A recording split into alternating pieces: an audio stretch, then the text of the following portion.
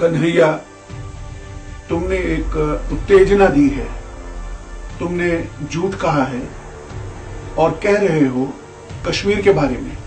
भले ही तुम इसे अभिव्यक्ति की आजादी कहो, असहमति का अधिकार कहो,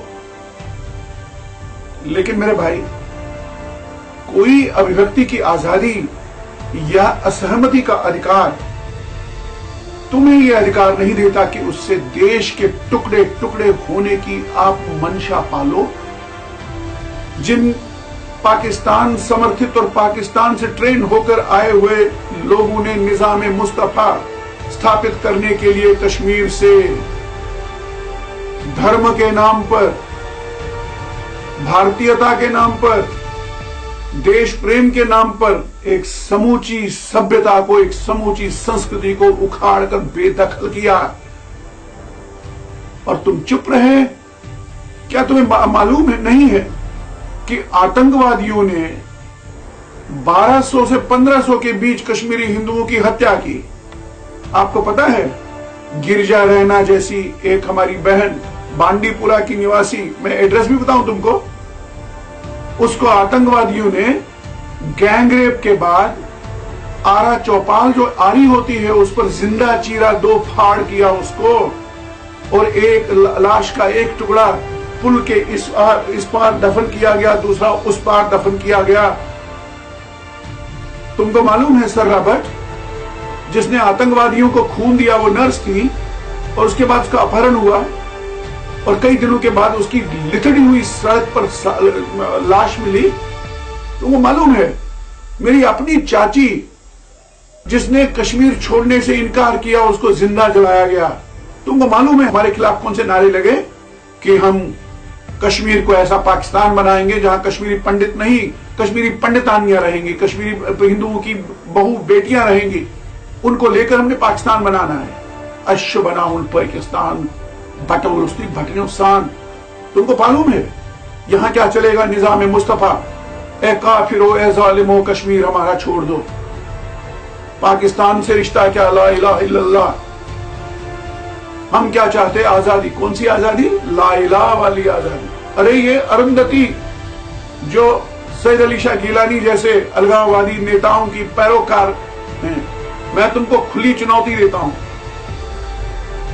मैं तुमको खुली चुनौती देता हूं कश्मीर के इतिहास पर। अरे कश्मीर का नामकरण देखो, ये कश्यप ऋषि से लेकर के भाषा है हमारी, ऋग्वेद से निकली हुई भाषा है। तुम कहते हो कश्मीर कभी भारत का हिस्सा नहीं रहा।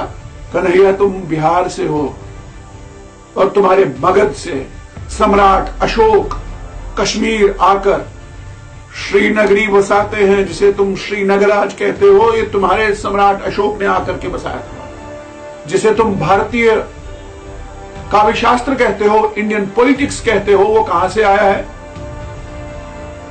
उसके 6 के 6 school, all the 6 schools of Indian politics have come from Kashmir. किन्होंने दिया? ये लल्लट, ये कैयट, ये मम्मट, ये रुद्रट, ये अभिनव गुप्त, ये बिलहन, ये कलहन, कौन थे जानते हो? ये सब कश्मीर के थे। अगर कश्मीर अलग था कभी, ये पूछना अरुंधति रॉय से, तो क्या कोई देश ऐसा है जो दूसरे देश का काव्यशास्त्र अपनाए और कहे कि ये मेरा काव्यशास्त्र है? कश्मीर में कश्मीरी पंडितों का जिनोसाइड किया गया। और जिनोसाइड क्या होता है? उन कंडीशंस में रखना जहां वे अपने आप मरे, जहां उनके लिए कोई नहीं बोले, जैसे कि हमारे ये छद्म लोग, मेरे प्रगतिशील मित्र लोग, कोई नहीं बोला।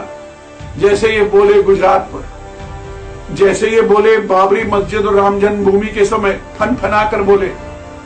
पूछो उनसे, सीने पे हाथ रख के बोलो कि कभी कश्मीरी पंडितों के जिनोसाइड पे बोला? नहीं, बल्कि तुम लोग हिस्सा बने किसका? डिनायल ऑफ जिनोसाइड की। अरे जिनोसाइड हुआ ही नहीं है। कश्मीरी पंडितों को जगमोहन ने निकाला, भयंकर झूठ, झूठ पर झूठ गढ़े गए। अरे कश्मीरी पंडितों को तो जगमोहन ने निकाला, उनको प्लॉट दिए। तुम लोगों को नहीं पता होता है कि बेवतन होना क्या होता है। और कौन लोग बेवतन हुए? कश्मीरी पंडित संघी नहीं थे, कश्मीरी पंडित आरएसएस के लोग नहीं थे, कश्मीरी पंडित बीजेपी के नहीं थे, हिंदू महासभा के नहीं थे। कश्मीरी पंडितों ने इस देश को जवाहरलाल नेहरू दिया, जिसके नाम पर तुम्हारा विश्वविद्यालय है।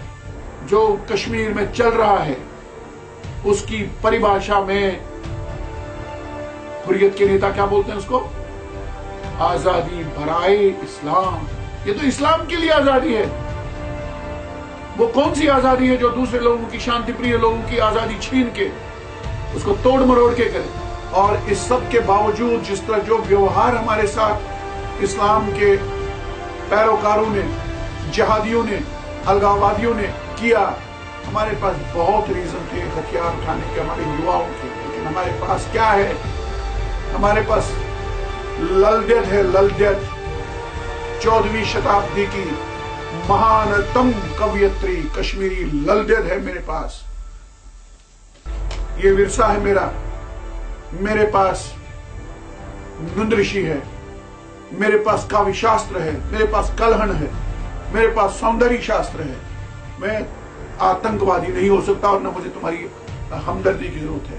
सारी कश्मीरी पंडित विस्थापित कम्युनिटी उस सब का विरोध करती है, करेगी, करती रहेगी जो इस देश के टुकड़े टुकड़े होने की मंशा पालते हैं। और ये ध्यान रखना, ये देश टूटेगा नहीं।